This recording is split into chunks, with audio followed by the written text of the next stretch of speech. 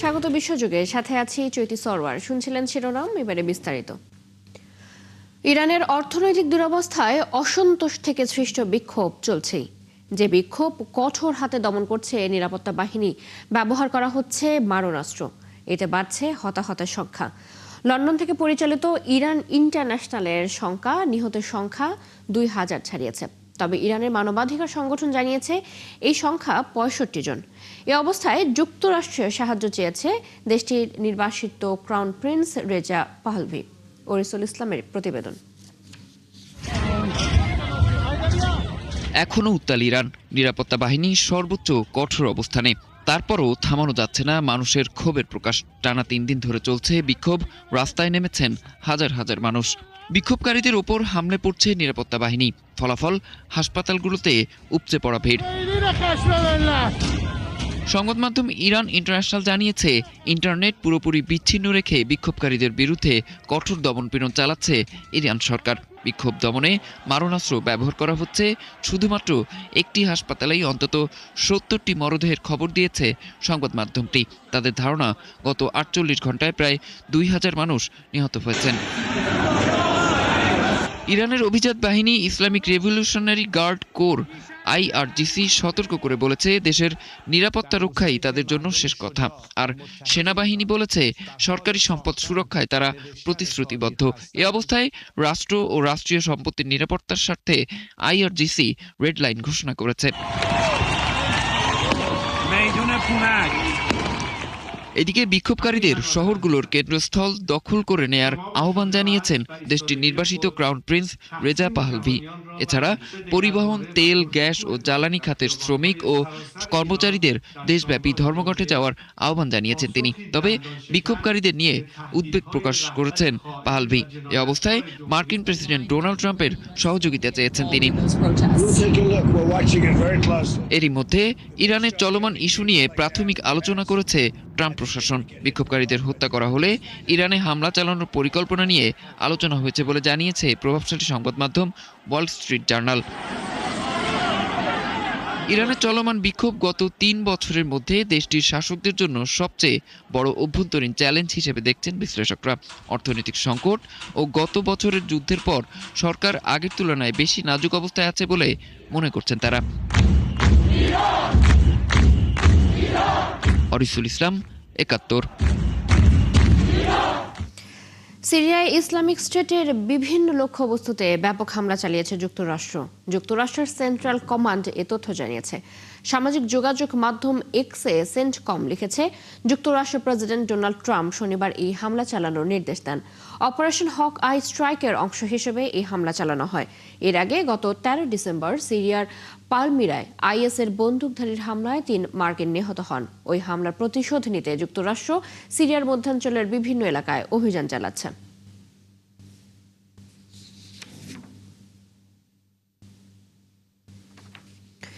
সিরিয়ার আলেপ্পোতে কুর্দি নেতৃত্বাধীন সিরিয়ান ডেমোক্রেটিক ফোর্সেস SDF এর সদস্যদের ওপর আবারও হামলা শুরু করেছে দেশটির সেনাবাহিনী।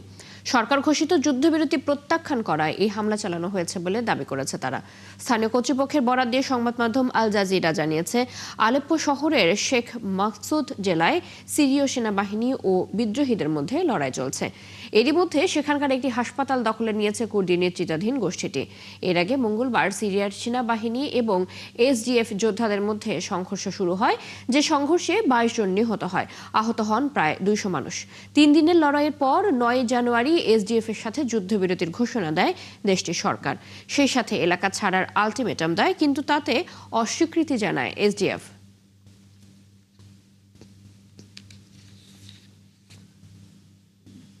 পাকিস্তান ও সৌদি আরবের মধ্যে স্বাক্ষরিত পারস্পরিক প্রতিরক্ষা চুক্তিতে যোগ দেওয়ার আগ্রহ প্রকাশ করেছে তুরস্ক।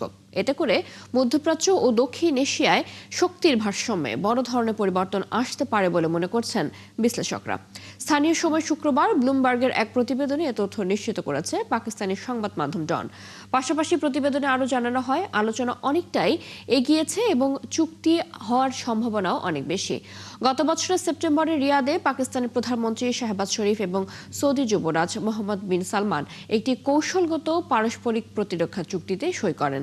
ওই ওই চুক্তি অনুযায়ী দুই দেশের যে কোনো একটির উপর হামলা হলে সেটিকে উভয় দেশের বিরুদ্ধে আগ্রাসন হিসেবে গণ্য করা হবে।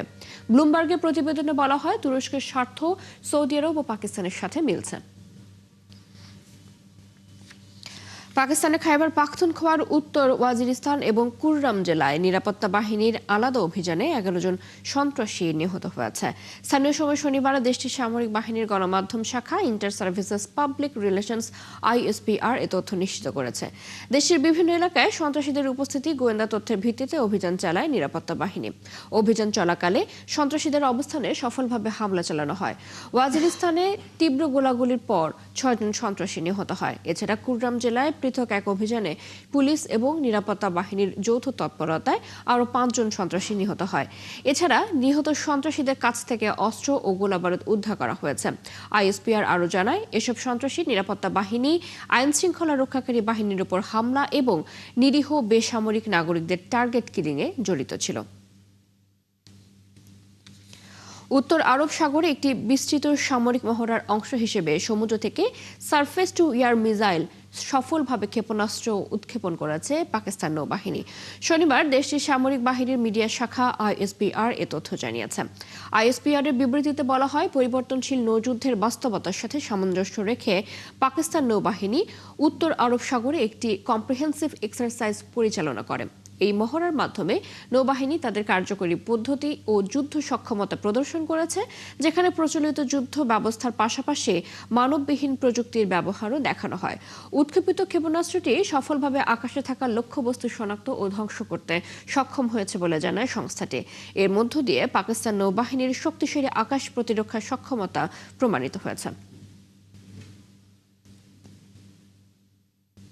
যুক্তরাষ্ট্রের মিসিসিপি অঙ্গরাজ্যের ক্লে কাউন্টিতে বন্দুক হামলায় অন্তত 6 জন নিহত হয়েছেন। এর মধ্যে 7 বছর বয়সী এক শিশুও রয়েছে। স্থানীয় সংবাদ মাধ্যম ও আইন শৃঙ্খলা বাহিনী এই তথ্য জানিয়েছে। স্থানীয় কর্তৃপক্ষ জানিয়েছে, শনিবার 24 বছর বয়সী একজন সন্দেহভাজনকে আটক করা হয়েছে। ক্লে কাউন্টির শেরিফ এডি স্কট সামাজিক যোগাযোগ মাধ্যম ফেসবুকে দেয়া এক পোস্টে জানান, আলাবামা সীমান্তের কাছাকাছি ওয়েস্ট পয়েন্ট শহরে সহিংসতার ঘটনায় অনেক নিরীহ প্রাণ ঝরে গেছে। সহিংস এই ঘটনায় স্থানীয়দের মধ্যে গভীর শোক ও উদ্বেগ ছড়িয়ে পড়েছে। পুলিশ জানিয়েছে, সন্দেহভাজন হামলাকারীর সাথে নিহত অন্তত 4 জনের পারিবারিক সম্পর্ক রয়েছে। নোবেল শান্তি পুরস্কার কোনোভাবেই হস্তান্তর, ভাগাভাগি বা প্রত্যাহার করা যায় না, এমনটি স্পষ্ট করে জানিয়েছে নোবেল প্রদানকারী নরওয়েজিয়ান নোবেল ইনস্টিটিউট। ভেনেজুয়েলার বিরোধী নেত্রী মারিয়া করিনা মাচাদো যুক্তরাষ্ট্রের প্রেসিডেন্ট ডোনাল্ড ট্রাম্পকে তার 2025 সালের নোবেল শান্তি পুরস্কার ভাগাভাগির ইঙ্গিত দেওয়ার পর এ বিষয়ে ব্যাখ্যা দেয় প্রতিষ্ঠানটি। শুক্রবার এক বিবৃতিতে নোবেল ইনস্টিটিউট জানায়, নোবেল ফাউন্ডেশনের বিধি অনুযায়ী একবার কোনো নোবেল পুরস্কার ঘোষণা করা হলে তা চূড়ান্ত ও স্থায়ী। এই সিদ্ধান্তের বিরুদ্ধে আপিলের কোনো সুযোগ নেই। পাশাপাশি পুরস্কারপ্রাপ্ত ব্যক্তি পরবর্তী বক্তব্য বা কর্মকাণ্ড নিয়েও নোবেল কমিটি কোনো মন্তব্য করে না বলে জানানো হয়। এর আগে সোমবার ফক্স নিউজে এক সাক্ষাৎকারে মারিয়া করিনা মাচাদো বলেন, ভেনেজুয়েলা জনগণের পক্ষ থেকে কৃতজ্ঞতার নিদর্শন হিসেবে তিনি এই পুরস্কার ডোনাল্ড ট্রাম্পকে দিতে পারেন। তার ভাষ্য অনুযায়ী, যুক্তরাষ্ট্রের অভিযানে ভেনেজুয়েলার প্রেসিডেন্ট নিকোলাস মাদুরোকে গ্রেপ্তারের জন্যই এমন কৃতজ্ঞতা জানানো হবে। ইউক্রেন ইস্যুতে জরুরি বৈঠক ডেকেছে জাতিসংঘের নিরাপত্তা পরিষদ। সোমবার আলোচনায় বসবে নিরাপত্তা পরিষদের সদস্যরা। ইউক্রেনের রাষ্ট্রদূত আন্দ্রেই মেলনিকের নিরাপত্তা পরিষদের লেখা একটি চিঠির বরাত দিয়ে AFP জানায়, রাশিয়ার যুদ্ধাপরাধ এবং মানবতা বিরোধী অপরাধ এক ভয়াবহ আকার ধারণ করছে। এর আগে কিয়েভের মেয়র ভিটালি ক্লিস্টো জানান, সর্বশেষ হামলার কারণে রাজধানীর অর্ধেক আবাসিক ভবনে তাপপ্রবাহের ব্যবস্থা বন্ধ রয়েছে। এই অবস্থায় স্থানীয় বাসিন্দাদের রাজধানী ছেড়ে যাওয়ার আহ্বান জানান শহরের মেয়র। এরপর জাতিসংঘের নিরাপত্তা পরিষদে বৈঠকে বসার সিদ্ধান্ত নেওয়া হয়। ইউরোপীয় ইউনিয়ন ও দক্ষিণ আমেরিকার মার্কোসুর জোটের মধ্যে অবশেষে স্বাক্ষরিত হল বহুল আলোচিত মুক্ত বাণিজ্য চুক্তি। এর আওতায় ব্রাজিল, আর্জেন্টিনা, প্যারাগুয়ে এবং উরুগুয়ের সাথে ইউরোপের বাণিজ্যিক সম্পর্ক আরও জোরদার হবে। প্রায় 25 বছর ধরে আলোচনার পর ইউরোপীয় ইউনিয়নের ইতিহাসে এটিকে সবচেয়ে বড় চুক্তি হিসেবে দেখা হচ্ছে। তবে ইউরোপের বিভিন্ন দেশের কৃষকরা চুক্তিটির বিরোধিতা করে বিক্ষোভ করেছেন। বিস্তারিত জানাচ্ছেন নাহিদা রিন্থি। বিশ্বজুড়ে যখন বাণিজ্যিক উত্তেজনা বাড়ছে, ঠিক তখনই 25 বছরের অপেক্ষার অবসান ঘটিয়ে এক ঐতিহাসিক সিদ্ধান্তে পৌঁছেছে ইউরোপীয় ইউনিয়ন। দক্ষিণ আমেরিকার মার্কোসুল জোটের সঙ্গে স্বাক্ষরিত এই মুক্ত বাণিজ্য চুক্তি ইউরোপ জুড়ে আশার বার্তা দিচ্ছে। তবে ইউরোপের কৃষকদের ক্ষোভও স্পষ্ট। এই চুক্তি কি সত্যি হবে উইন উইন, নাকি নতুন করে চাপের মুখে পড়বেন ইউরোপের কৃষকরা? এছাড়া চুক্তিটি কার্যকর করতে হলে আগামী কয়েক মাসের মধ্যে ইউরোপীয় পার্লামেন্টের অনুমোদন প্রয়োজন। এদিকে ব্রাজিলের প্রেসিডেন্ট লুলা দা সিলভা এই চুক্তিকে বহুপাক্ষিকতার জন্য ঐতিহাসিক দিন বলে মন্তব্য করেছেন। পাশাপাশি ইউরোপীয় কমিশনের president Ursula von der Leyen বলেন, এই চুক্তি উভয় পক্ষের ভোক্তা ও ব্যবসার জন্য বাস্তব সুফল বয়ে আনবে। এদিকে ইউরোপের বিভিন্ন দেশের কৃষকরা চুক্তিটির বিরোধিতা করে বিক্ষোভ করেছেন। ফ্রান্স ও বেলজিয়ামে ট্রাক্টর মিছিল সহ রাস্তায় নেমে আসেন কৃষকরা। তাদের আশঙ্কা, দক্ষিণ আমেরিকা থেকে সস্তা গরুর মাংস, পোল্ট্রি ও চিনির আমদানি ইউরোপীয় কৃষকদের ক্ষতিগ্রস্ত করবে। আমি এখানে এসেছি কৃষক ইউনিয়নের সাথে একত্রিত হয়ে প্রতিবাদ জানাতে। আশা করছি আমাদের কথা শুনবে। আমরা গ্রামাঞ্চলে থাকি, সেখানে আমাদের কথা কেউ শোনে না। আমরা আসলে ভয় পাচ্ছি, এটি কি ঘটতে চলেছে। আরো বেশি সংখ্যক মাংস নাকি বিদেশ থেকে আসবে। আমরা ভালো কাজ করার জন্য অনেক চেষ্টা করছি। তবে ইউরোপীয় কমিশন জানিয়েছে, কৃষকদের সুরক্ষায় চুক্তিতে বিশেষ নিরাপত্তামূলক ব্যবস্থা রাখা হয়েছে। একই সঙ্গে বন উজাড় বন্ধ এবং জলবায়ু পরিবর্তন মোকাবেলায় প্রতিশ্রুতিও অন্তর্ভুক্ত রাখা হয়েছে। অন্যদিকে কমিশনের হিসেব অনুযায়ী এই চুক্তির ফলে ইউরোপীয় কোম্পানিগুলোর বছরে প্রায় 4 বিলিয়ন ইউরো শুল্ক সাশ্রয় হবে। তবে অর্থনীতিবিদরা বলছেন, দীর্ঘমেয়াদে এর সামগ্রিক অর্থনৈতিক প্রভাব সীমিতই থাকবে এবং পুরো সুবিধা পেতে সময় লাগতে পারে 2040 সাল পর্যন্ত। নাহিদা রিন্থি, 71। ফিলিপাইনের মধ্যাঞ্চলে আবর্জনার স্তূপ ধসে মৃতের সংখ্যা বেড়ে দাঁড়িয়েছে 4 জনে। এখনও নিখোঁজ রয়েছেন অন্তত 36 জন। স্থানীয় সময় বৃহস্পতিবার সেবু শহরের বিনালিউ ময়লার ভাগাড়ে এই দুর্ঘটনা ঘটে। ভাগাড়টি ধসে পড়ার সময় সেখানে অন্তত 110 জন কর্মী কাজ করছিলেন। এছাড়া ধ্বংসস্তূপের নিচে চাপা পড়ে ক্ষতিগ্রস্ত হয় ল্যান্ডফিলের একাধিক স্থাপনা। এদিকে সেবু সিটির মেয়র নেস্টর আর্কিভাল জানিয়েছেন, এখনো পর্যন্ত 12 জন আহতকে হাসপাতালে ভর্তি করা হয়েছে। তবে নিখোঁজদের সর্বশেষ সংখ্যা এখনো নিশ্চিত নয়। বিভিন্ন সংস্থার সদস্যরা উদ্ধার কাজ চালিয়ে যাচ্ছে বলেও জানান তিনি। দুর্ঘটনার সঠিক কারণ এখনো জানা যায়নি বলে জানান মেয়র। কুয়েতে বাংলাদেশ দূতাবাসের সামনে বিনামূল্যে চিকিৎসা সেবা দেওয়া হয়েছে। দেশটিতে নিযুক্ত বাংলাদেশের রাষ্ট্রদূত major general Syed Tarek Hossain medical ক্যাম্পের উদ্বোধন করেন।